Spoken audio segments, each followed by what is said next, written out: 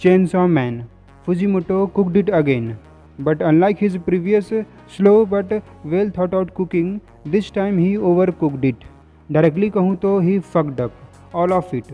पूरे chainsaw man को ही high flame पर रखकर जल्दी जल्दी पकाने के चक्कर में सब जला डाला, जो ना देखा जा रहा है नहीं खाया जा रहा है। कहाँ मैं उम्मीद कर रहा था कि इसका पार्ट 3 आए, पार्ट 4 आए, पार्ट 5 आए, जितना पार्ट आना है आए, because I don't want chainsaw man to end, because I love it. I love its fearborn devil concept, its devil designs and unpredictable story lines.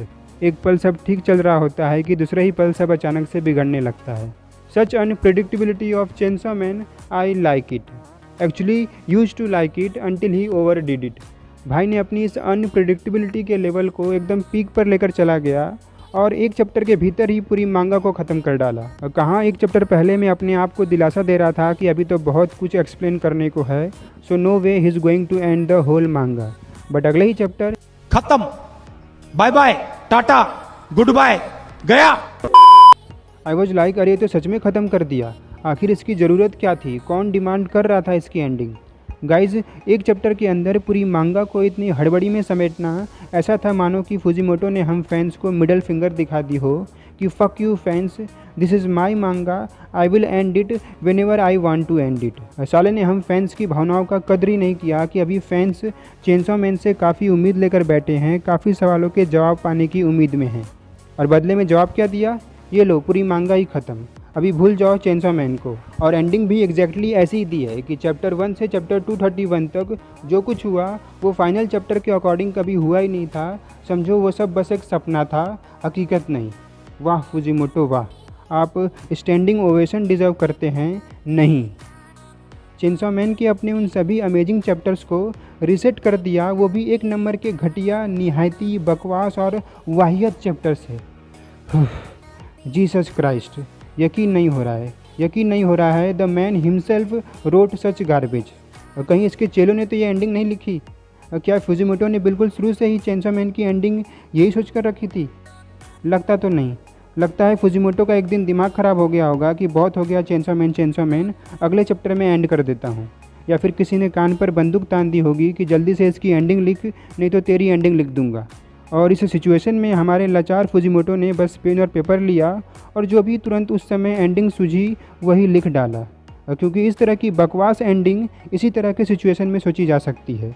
ये बहुत पहले से काफ़ी सोच समझकर लिखी हुई एंडिंग नहीं है, and this it's completely unprofessional way to end the manga by one of the most professional mangaka फुजीमोटो।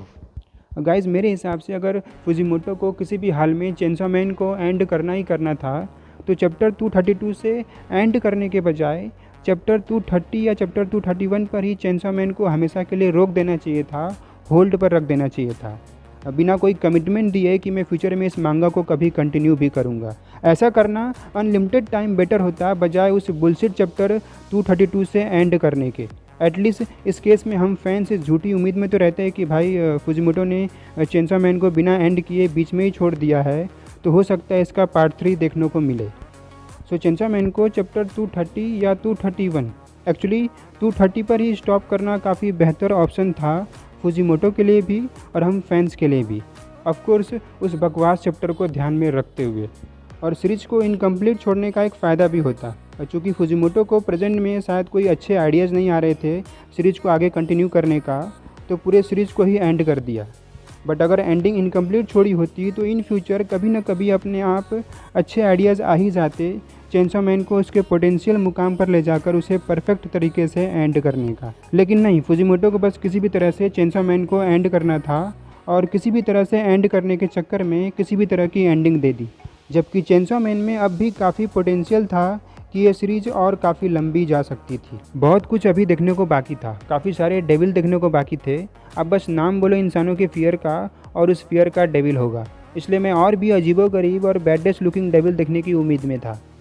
खैर ये सब डेविल तो दिखाने को बाकी थे, बट जो दिखाए जा चुके थे उन्हें भी तो अच्छे से नहीं दिखाया। डेथ डेविल और फायर डेविल दोनों ही लगभग पार्ट 2 में शुरू से अंत तक इन्वॉल्व थे, लेकिन इन्हें भी सही से शोकेस नहीं किया। डेथ डेविल जो पूरे टाइम भुक्खड़ डेविल बनी बैठी थी, मतलब फेमिन डेविल बनी बैठी थी, उसके पास कौन कौन सी पावर्स है हमें मालूम ही नहीं चला, क्योंकि दिखाया नहीं गया। बस 2-3 बार इस मरे मराए कौवे को और फॉलिंग डेविल को समन करती दिखी अपनी तरफ से लड़ने के लिए, खुद लड़ती हुई नहीं दिखी। इसलिए प्रोबेबली सबसे स्ट्रॉन्गेस्ट डेविल की सबसे स्ट्रॉन्गेस्ट पावर देखने को नहीं मिली। और फिर बात करूँ फायर डेविल की, तो फायर डेविल भी डेथ डेविल की तरह छुपा रुस्तम निकला और पूरे वक्त अपना हुलिया बदल कर रखा था, और जब अपने ट्रू फॉर्म में अपीयर भी होता है तो बस डेंजी को ज्ञान पेलकर चला गया। Fire devil versus chainsaw man की फाइट देखने को नहीं मिली। और फिर बार बार उठने वाले सवाल कि किसिबे किधर है, रेजे और कोबेनी किधर है, इनको दिखाना छोड़ो, जिक्र तक नहीं किया गया। और हाँ, मेरा एक अंडररेटेड सवाल कि आखिर पोचिता की बैक स्टोरी क्या है, वो असल में कौन सा डेविल है, क्योंकि चेंसो डेविल तो मुझे नहीं लगता, और ये चीज़ एंडिंग से कंफर्म भी होती हुई लग रही है। अगर पोचिता सच में चेंसो डेविल होता तो अंत में डेंजी चेंसो मैन पकड़े हुए नहीं दिखता, क्योंकि पोचिता ने अपने आप को इरेज कर दिया था, इसलिए चेंसो जैसा कुछ होता ही नहीं। या फिर ऐसा भी हो सकता है कि सिर्फ दुनिया रिसेट हुई है और इस रिसेट दुनिया में कुछ इरेज नहीं हुआ है, सारे डेविल्स एग्जिस्ट करते हैं, इवन पोचिता भी, मोर एक्यूरेटली चेंसो डेविल। खैर, ये जो दुनिया रिसेट हुई है ये भी मुझे एंडिंग की तरह बकवास लग रहा है। रिसेट विसेट कुछ नहीं हुआ है, दरअसल ये बस डेंजी का इमेजिनेशन है, वो सपना देख रहा है। हकीकत में डेंजी को उन इंसेक्ट ने खा लिया है, और चूंकि डेथ का कॉन्सेप्ट इरेज हो गया है तो डेंजी मर नहीं सकता। भले ही उसका फिजिकल फॉर्म ख़त्म हो गया है, बट उसका कॉन्शियस अब भी उन इंसेक्ट के ब्लड, फ्लेश एंड बोन्स के रूप में एक्टिव है। ऐसा हमें मांगा में एक्सप्लेन भी किया गया है, डेंजी को लेकर नहीं बट इन जनरल ऐसा एक्सप्लेन करते हुए फुमिको को हमने देखा उसके आखिरी वक्त में। सो डेंजी का कॉन्शियस उन इंसेक्ट के मांस, मज्जा और हड्डियों में अब भी एक्टिव है, और उस एक्टिव कॉन्शियस में वो सपना देख रहा है। और क्या कर सकता है, इसके लिए सिचुएशन ऐसा है मानो वो कोमा में चला गया हो, और कोमा में इंसान सपना ही देखता है। मैं इसे सपना इसलिए कह रहा हूँ क्योंकि सारी चीज़ें डेंजी के हिसाब से होती हुई मालूम हो रही है।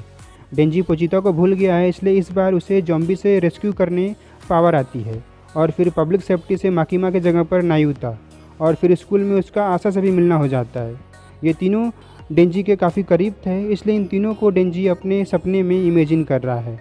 और ये रीयूनियन देखकर मैंने कहा कि यार डेंजी का आकी से भी रीयूनियन करा देता। क्यों फुजिमोटो, क्या ऐसा करना थोड़ा ज़्यादा हो जाता, ऐसा तुम्हें लगा क्या?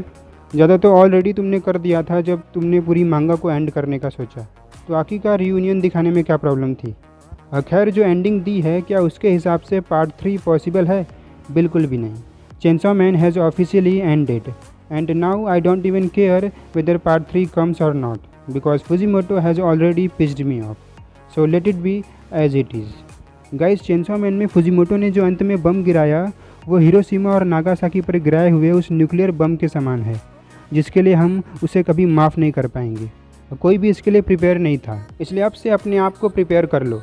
अगर फ्यूचर में आप फुजिमोटो की आने वाली कोई मांगा पढ़ते हैं तो अपने आप को पहले से मेंटली प्रिपेयर रखना कि भाई ये बंदा इतना अनप्रिडिक्टेबल है कि आप इसकी मांगा रीड कर रहे हो और अचानक से अगले चैप्टर में वो मांगा का दी एंड भी हो सकता है।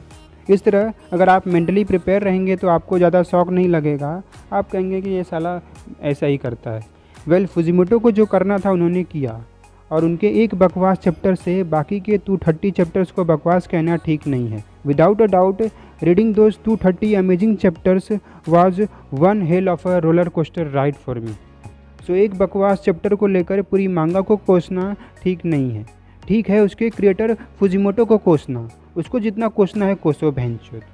मैंने तो अपने आप को समझा बुझा लिया है, समझा रहा हूँ कि मेरे लिए चेंसो मैन चैप्टर 230 पर ही ख़त्म हो गया है, और मेरी मापा स्टूडियो से रिक्वेस्ट है कि वो चेंसो मैन को चैप्टर 230 तक ही एनिमेट करें, और फिर अंत में बड़े बड़े अक्षरों से लिख देना कि इसके क्रिएटर का दिमाग ख़राब हो गया, इसलिए आगे उसने कुछ भी लिख दिया है जिसे अगर हम आपको दिखा देंगे तो आपका भी दिमाग ख़राब हो जाएगा। ये मैं मजाक में नहीं कह रहा हूँ, एकदम सीरियस होकर बोल रहा हूँ। गाइस, अंत में बात करना चाहूँगा उस पर जिसकी वजह से ये रीसेट वाली बकचोदी असल में शुरू हुई। मैं बात कर रहा हूँ डेथ डेविल की, कि क्यों डेथ डेविल ने अपने आप को चेंसो डेविल को खाने दिया। दरअसल जब पोचिता ने डेथ डेविल को खाया तो डेथ का पूरी दुनिया से कॉन्सेप्ट इरेज हो गया, यानी कि अब कोई मर नहीं सकता। और जैसा कि मैं पहले भी बता चुका हूँ इस वीडियो में कि कैसे वो इंसेक्ट और बग ओवर पॉपुलेट होकर पूरे इंसानों को नोचकर खा डाला। डेंजी और पोचिता समेत धरती पर पूरे इंसानों का खात्मा हो गया, जो डेथ डेविल नहीं चाहती थी कि ऐसा हो। तो फिर क्यों उसने अपने आप को बड़े आराम से चेंसो डेविल के मुंह में जाने दिया, फाइट बैक क्यों नहीं किया? अब कोई ये मत कहना कि डेथ डेविल पावरफुल नहीं थी। उसका नाम ही काफ़ी है उसकी पावर बताने के लिए। हाँ, अगर आप कहते हैं कि वो सुसाइडल थी तो ऐसा कहना आपका सही होता। मांगा में ये रिवील भी किया गया है कि वो कई बार अपने आप को मारने की असफल कोशिश कर चुकी है, यहाँ तक कि अपने बॉडी के सभी पुर्जों को भी निकाल कर फेंक दिया है, पर फिर भी मर नहीं पाई। इसलिए डेथ डेविल सुसाइडल थी, बट साथ में वो एक नंबर की भुक्खड़ भी तो थी, और अपने इसी भुक्खड़पन के चलते वो इंसानों के साइड में थी। नहीं चाहती थी कि इंसानों का खात्मा हो, क्योंकि अगर इंसान ख़त्म हो गए तो कौन उसे उसका मन पसंदीदा खाना बना कर देगा। बिना उनके जीना उसके लिए अनथिंकेबल जैसा था। सो डेथ डेविल खाने की शौकीन थी, सिर्फ इसलिए वो इंसानों को बचाना चाहती थी।